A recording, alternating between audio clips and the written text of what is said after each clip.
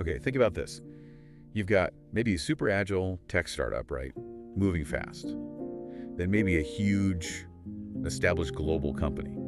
Very different beasts. Totally different worlds. Yeah. Both need goals, obviously. Yeah. But like, can they really use the exact same system? I mean, probably not, right? Well, highly unlikely it would work well for both, no. Exactly. And we're just swimming in buzzwords all the time. OKRs, SMART goals, KPIs, balanced scorecard. Yeah. Feels like there's a new one every week. Oh, yeah, the flavor of the month sometimes. So how do you cut through that? How do you figure out what's actually going to move the needle for your company, your specific situation? That's the million-dollar question, isn't it? Right. So that's our mission today. We're going to really dive into that and try to nail down the single most important thing to consider when you're picking one of these frameworks. And we've got some great perspective here from Vaidyanathan Ramlingam. He's the founder and CEO of USR INFOTECH Solutions, pioneers in performance management platforms based in Bengaluru.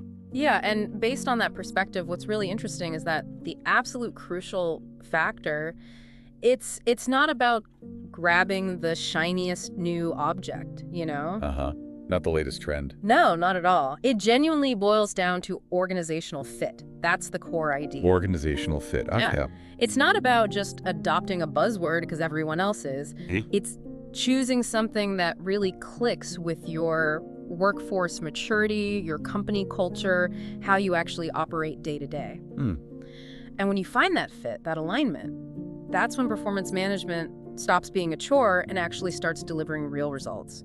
Tangible outcomes. That makes a ton of sense. Yeah. So tailoring it is really key, not one size fits all. Precisely. But okay, for someone listening who's trying to figure out their organization's fit, Yeah. maybe we could break down some of the common ones. Like, what are they good for? The source had a nice way of looking at it. Absolutely. Let's look at a few through that fit lens. So take OKRs, objectives, and key results. Okay, hear a lot about those. Right. They're really ideal for driving strategic alignment across the company. What makes them tick is they thrive in cultures that are already pretty transparent, pretty autonomous. Ah, okay. So the culture needs to be ready for it. Exactly. It empowers teams to figure out the how themselves, as long as it lines up with the company's what. So if your organization is, ready for that kind of ownership and wants those big, ambitious goals, OKRs can be transformative. So it's as much about the culture supporting it as the goal structure itself. Yeah, that's critical. What about something maybe simpler sounding like SMART goals? Right. So then you have SMART goals. Specific, measurable, achievable, relevant, time-bound. We all know those. Yep.